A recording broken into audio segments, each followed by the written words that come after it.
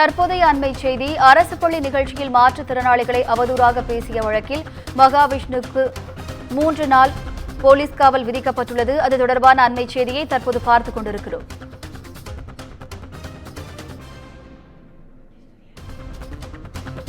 அரசு பள்ளி நிகழ்ச்சியில் மாற்றுத்திறனாளிகளை அவதூறாக பேசிய வழக்கில் மகாவிஷ்ணுவுக்கு 3 நாள் போலீஸ் காவல் விதிக்கப்பட்டுள்ளது. 3 நாட்கள் போலீஸ் காவலில் எடுத்து விசாரிக்க சென்னை சைதாப்பேட்டை நீதிமன்றம் அனுமதி வழங்கியுள்ளது.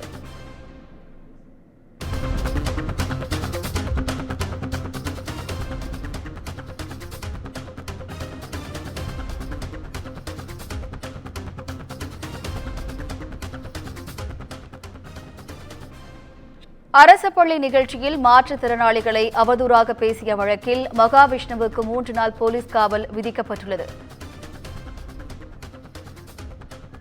இது தொடர்பான கூடுதல் விவரங்களை செய்தியாளர் சுப்பிரமணியன் வழங்க கேட்கலாம். வணக்கம் சுப்பிரமணியன், கூடுதல் விவரங்கள் என்ன பதிவு பண்ணுங்க?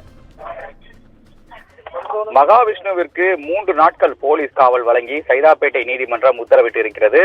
அரசு பள்ளியில் மாற்றுத்திறனாளிகள் குறித்து இழிவாக பேசியதாக மகாவிஷ்ணு மீது வழக்கு பதிவு செய்யப்பட்டிருந்தது. சைதாப்பேட்டை காவல் நிலையத்தில் அவர் மீது வழக்கு பதிவு செய்யப்பட்டிருந்தது. அதே போல அவர் மீது திருவொற்றியூர் காவல் நிலையம், ராயபுரம், சென்னை காவல் ஆணையர் அலுவலகம் என கிட்டத்தட்ட 5 புகார்கள் வரை அவர் மீது கொடுக்கப்பட்டிருக்கிறது. அதில் சைதாப்பேட்டை காவல் நிலையத்தில் மட்டும் வழக்கு பதிவு செய்யப்பட்டிருக்கிறது. இந்த வழக்கு பதிவை தொடர்ந்து அவரை கடந்த சனிக்கிழமை சென்னை விமான நிலையத்தில் வைத்து சைதாப்பேட்டை போலீசார் கைது செய்தார்கள்.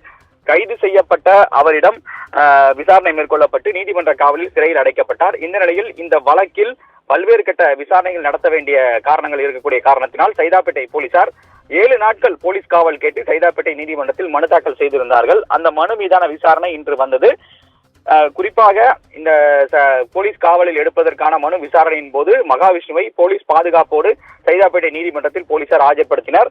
இந்த நிலையில் இந்த 7 நாள் போலீஸ் காவல் அனுமதி கேட்டிருக்கக்கூடிய சூழ்நிலையில் நீதிமன்றம் 3 நாட்கள் மட்டுமே போலீஸ் காவல் அனுமதி வழங்கி உத்தரவிட்டு இருக்கிறது. இதை அடுத்து அவரை போலீசார் விசாரணைக்காக அழைத்து செல்ல இருக்கிறார்கள்.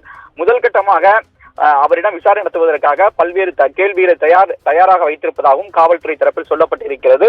இந்த அரசு பள்ளியில் நடந்த நிகழ்ச்சியில் யாருடைய தூண்டுதலின் பேரில் பேசினார் என்பது தொடர்பான முதல்கட்ட விசாரணைகள் நடத்த வேண்டிய சூழ்நிலை இருக்கிறது. எனவே இதற்காக மகாவிஷ்ணுவை இன்னும் சிறிது நேரத்தில் சைதாப்பேட்டை நீதிமன்றத்திலிருந்து போலீசார் விசாரணைக்காக அழைத்து செல்ல இருக்கிறார்கள்.